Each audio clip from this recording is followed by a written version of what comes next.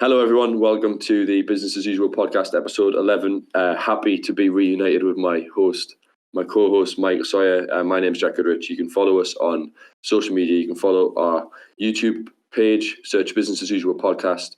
You can find us on Instagram at business as usual _ because business as usual was taken. And you can find us on Twitter at Mr. J Goodrich and at Mr. M. Sawyer. We have got three very topical stories for you this week about some things you'll definitely have seen in the news and some things that maybe you might have missed. So, Mike, do you want to start us off? Yes, I'm going to kick off with the coronavirus that no doubt everyone's been talking about at your school over the last week or so. So the coronavirus, obviously originating from China, has been declared yesterday a global health emergency, with it having spread to every province in China, having killed over 200 people now and over 10,000 infected, with 2 confirmed cases today, even in the UK. So I'm going to focus on the business impact. So many big businesses decided in China to close many of their stores, with Starbucks, for example, having closed half of their stores in China as the virus hit. So they decided that it was too much of a risk to not only their customers, but also their staff. So they decided to take a somewhat ethical stance, even though you might agree it's an obvious decision to make. They decided to take the hit on revenues and profits in their biggest market to essentially protect their customers and their staff's welfare.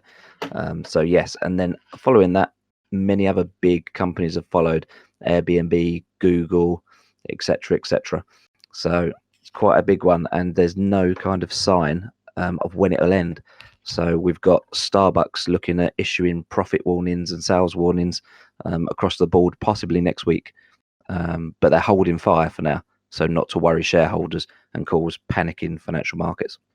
Yeah, and China is such a huge market as well. I know that my year 13s are just about to start studying globalization, and one of the big markets you study the Chinese market, because not only does it have the world's biggest population, but their growth rate in terms of income is huge, and so their spending potential is absolutely massive. Businesses like Starbucks, Apple as well. I think over the last few years, China alone has contributed more to Apple's profits than the entirety of Europe. And so if this stops business in China and potentially elsewhere as well, because it obviously is spreading, as mentioned, there's 2 cases in the UK being confirmed today. The impact that could have on a business's revenue is huge, considering how reliant on China some businesses might be. Yeah, definitely, even for suppliers, etc.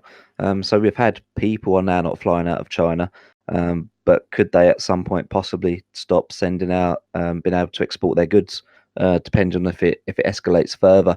I mean, I'm sure we've all seen an outbreak type film where little monkeys jumped on a plane with a load of boxes going out on a cargo ship. Yeah. So you never know. Could be tricky for everyone concerned. Given how much of the things that we own or have made in China written on them somewhere, we could be in a bit of trouble if it's not contained at some point soon. So hopefully there'll be a resolution, and they'll be able to. Well, now that it's a sort of multinational world sort of situation, maybe the pooling of resources might lead to a close to this, hopefully quickly, sooner rather than later. The second story I want to go through is a story very dear to my heart. I say this with a cup of tea next to me, but it's not looking good for the Britain's favourite cup of tea. There was a news story came out yesterday about PG Tips and Lipton. So they're both brands that are owned by Unilever. So Unilever own a number of brands across a number of markets, mostly household goods. And quite often I've mentioned this before, but it's worth going on the Unilever website or the Procter & Gamble website and looking at the different brands that they own, because I think students would be quite surprised to find out how many of these businesses that they see as competitors to each other actually are all owned by the same firm. But they've explained that they might look to sell PG Tips and Lipton because of a slowdown in sales of black tea, and did a little bit of digging on the data for this. Spoke to a few inside sources within the tea industry, and got one thing that really stood out is, and this links really clearly to market segmentation, is the aging demographics that are interested in drinking tea. So you're looking at the statistics, only 3.2% of tea sales are towards people under the age of 28, whereas for the generation 45-year-old and over, 77% of tea is sold to those, including for the people over 65, 38.5% of tea. So that's not really a recipe for success, is it, when you're targeting a huge aging population? No, definitely not. That's going to not be such a problem now because they can obviously target those older age groups easier. But in the future, in the long term, that's going to be a huge issue because they're just going to have their customer base dwindle, aren't they? So Unilever looks like they're trying to get out and sell while the going is good. Yeah, there's a lot of people on social media staunch defense of tea. These brands, though, have been around for a long, long time. PG Tips, for example, has been based in the UK since 1930. Tetley, another business that's really struggled. One that is doing it pretty well, though, because there are some successes in this market. Yorkshire Tea's done a pretty good job, and Oh, the main thank God reason for for that is that your chosen tea, is it? Oh yes, can't beat a bit of Builder's tea, good old Yorkshire tea. They reckon that Northerners do the best tea. It's just it's common knowledge, isn't it? Yorkshire's north enough. Yeah, just I see. Yeah, I'd probably consider Yorkshire the South, to be fair. But they've got their marketing right, haven't they? And that's the thing that's allowing them to at least get somewhere with the younger market. They've managed to get their market right. I've seen a few sort of memorable adverts on TV and sponsorship deals and so on. One of my best friends swears by it. Like he buys his own branded boxes of it and stuff like Yorkshire tea with his name on. The other thing that's worth mentioning, though, is while tea is struggling and while the market for tea is shrinking, the market for coffee is on the rise.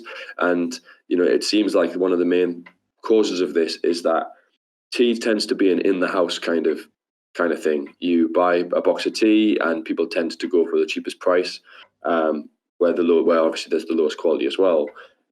But there's aside from maybe the afternoon tea, people don't really go out for a cup of tea. But the concept of like a culture of coffee is really prominent. Coffee shops, tons of independent coffee shops you'll see. How many independent tea shops do you see, other than really probably the high-end ones, or as I mentioned, sort of the afternoon tea? So it's interesting to see that with this hot drinks culture, coffee's on the rise, but tea is certainly dropping down. And so if I was one of those sort of traditional tea companies, I might be a little bit concerned. Oh, definitely a niche market now. I mean, they've also seen the huge rise in demand for all these teas that used to be seen as just for old people or hippies, like green tea and Earl Grey. But I've been noticing when I go to say Chew Tea's houses and the parents offer me a cup of tea, their daughter's son then says, "Oh, can you throw me an Earl Grey?" And I'm like, "Really?" How bizarre.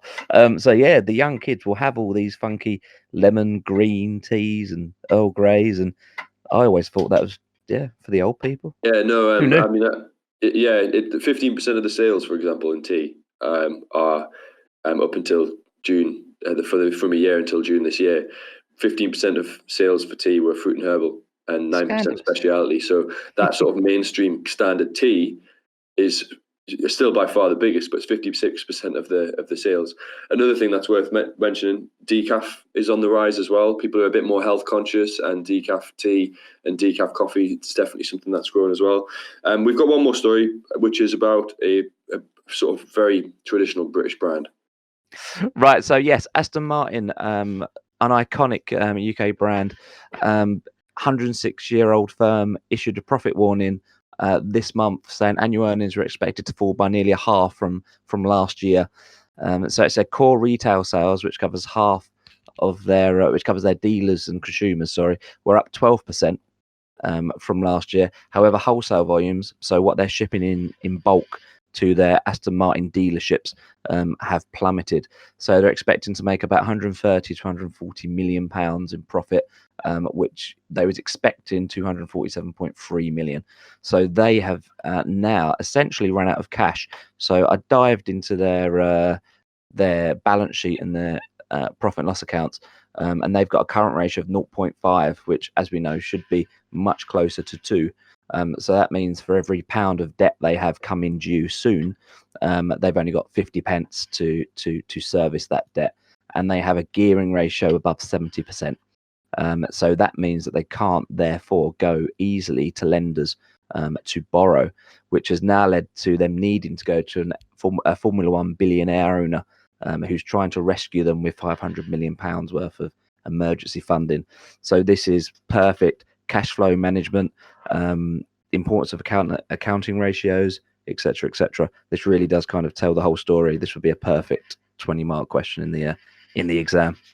Really, really shows the impact of the brand anyway. You'd think like a luxury car maker like Aston Martin would be almost untouchable, really. You'd think there'd always be a demand for it because of the prestige, and they've got some really good marketing tie-ins as well. They're obviously going to be featured in the new James Bond film coming up soon. It's one of the most iconic marketing connections out there. They reckon that 4 of their cars are going to be in the next James Bond film. So you'd think that they'd be a little bit more immune to it, but it just goes to show that even a business that has such a high price point and must make a significant amount of profit margin on each product sold can still end up struggling for cash. They reckon that this consortium led by Lawrence Stroll will put in 182 million, and the rest is going to come from existing investors, but ultimately that's going to be emergency funding of about 500 million. And as part of this, Lawrence Stroll also owns the Racing Point Formula One team, so they're going to be rebranded as Aston Martin from 2021 under the deal as well. So they're getting something out of it in terms of being able to link themselves to that iconic brand.